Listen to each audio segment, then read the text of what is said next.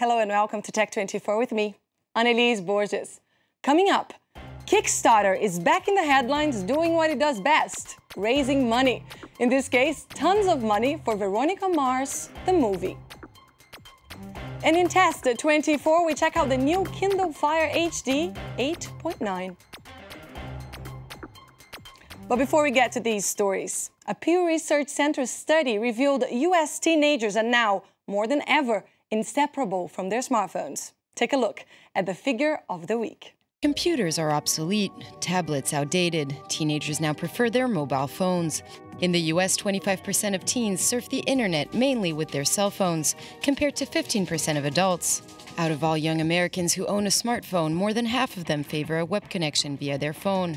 American teens, however, do not lack means of communication. More than 9 out of 10 have a computer, and nearly 1 in 4 has a tablet at home.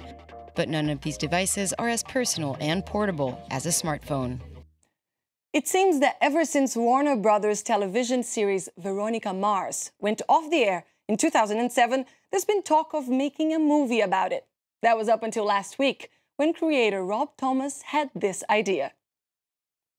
I say we have the fans fund the movie. We could offer all sorts of cool rewards to people who donate, things like signed movie posters or tickets to the premiere or even an associate producer credit. I mean, imagine the possibilities.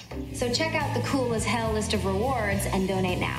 In addition to making the Veronica Mars movie happen, you will also be part of the largest Kickstarter project of all time in the entire universe. See you at the premiere party. The Veronica Mars movie project broke Kickstarter records, hitting its $2 million goal in 10 hours. In the past 3 years, nearly 900,000 people have supported filmmakers on Kickstarter, pledging more than $100 million to features, documentaries, shorts, web series, and other projects. In 2012, 3 Kickstarter-funded movies ranked among the best reviewed films of the year. And the 2013 Best Documentary Short Oscar winner was the first internet crowdsource-funded film to ever receive the award. Inocente was made with the $52,000 it raised on Kickstarter. Marc is with me in the studio. Marc, crowdfunding is nothing new, and crowdfunding success stories include new products and companies, but movies have fared particularly well. Oh, yes, Anelise, there's been a lot of success stories with Kickstarter. I mean, we talked about Inocente, but actually there were 2 other films that were also nominated for Oscars that were funded by Kickstarter, the Bukowski Boys and the King's Boys. And after that, there were another 3 movies, that were actually shortlisted for an Oscar as well. And we said there are almost 1 million people have pledged for indie movies, and that's actually given us 8,000 independent films since Kickstarter began, with 86 of those films actually getting worldwide theatrical releases. So it really shows that there are plenty of success stories with Kickstarter. And what's your verdict on the Veronica Mars Kickstarters? Is it a game changer? Is a game changer, in my opinion, but maybe not in the way that we think. It's $2 million, which is actually peanuts for a big film studio. Yeah, we're talking about $30 million for some Warner Brothers productions, exactly. And, $2 million, not a huge amount, but what it shows is it gauges the fans' interest. So what it's actually going to change is big studios can use Kickstarter to see whether will there be people who actually want to have this film made and want to go and watch the film. And also it's a way of interacting with the fans. In this particular case, Veronica Mars, the guys working with Kickstarter, giving away prizes such as the top funding, $10,000, snapped up straight away, gets a chance to have a speaking role in the movie. And then there's signed posters, scripts that they send out if people give between $10 and $100. So yeah, It's a fantastic way of going about, and I do think it will be a game changer for big studios. And we understand the interest of users and entrepreneurs, but what about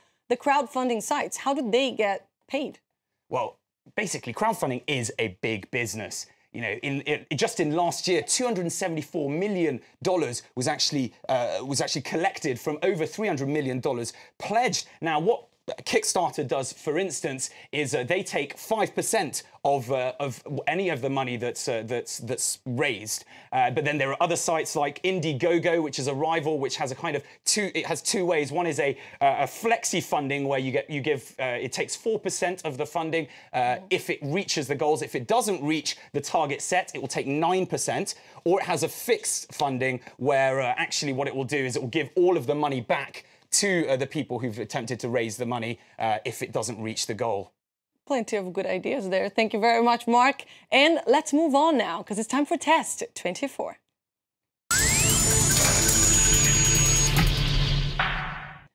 An 8.9-inch high-definition screen.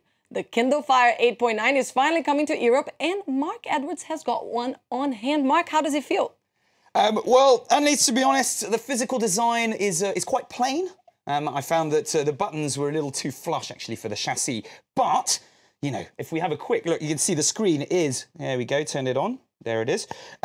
Absolutely beautiful, and I think the interface for the Kindle Fire is more suited to the 8.9-inch than it was for its 7-inch counterpart. Has incredibly fast 4G speeds. Really, what you want to be using it for is using everything that Amazon has. So reading books, streaming films, and using, you know, all of the magazines and all the things that you can purchase very swiftly on Amazon. Now, problem is it's not really well designed for web performances and emails. So really, if you're going to purchase this, it's just to be able to use everything that Amazon has.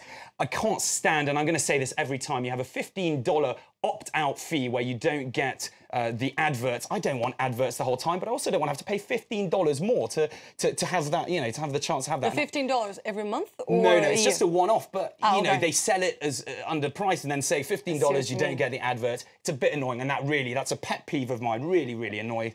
But for me, if you're looking for, you know, pure media consumption, I think the Kindle Fire HD 8.9 is a good tablet. So how did you score it? Well, in terms of design and appearance, as I said, I don't think it's very plain, so I gave it a 5 out of 10. It's quite easy to use, but not particularly easy, so I was giving it a 6 out of 10, but it's good value for money, you know, 269 euros. I think that's pretty solid in terms of against the iPads and everything below. So we're giving it 7 out of 10 with an overall score of 6 out of 10. Solid device. I think people who've got themselves a Kindle Fire 7 probably aren't going to think I have to upgrade, but those who haven't may want to use this. Thanks for that, Mark. And that's all we have time for. We leave you today with online images of 4 of the 7 highest mountains in the world that you can now find using Google Street View. The new features include Kilimanjaro in Tanzania, Aconcagua in Argentina, Mount Elbrus in Russia, and Mount Everest in Nepal. Thanks for watching. I'll see you next week.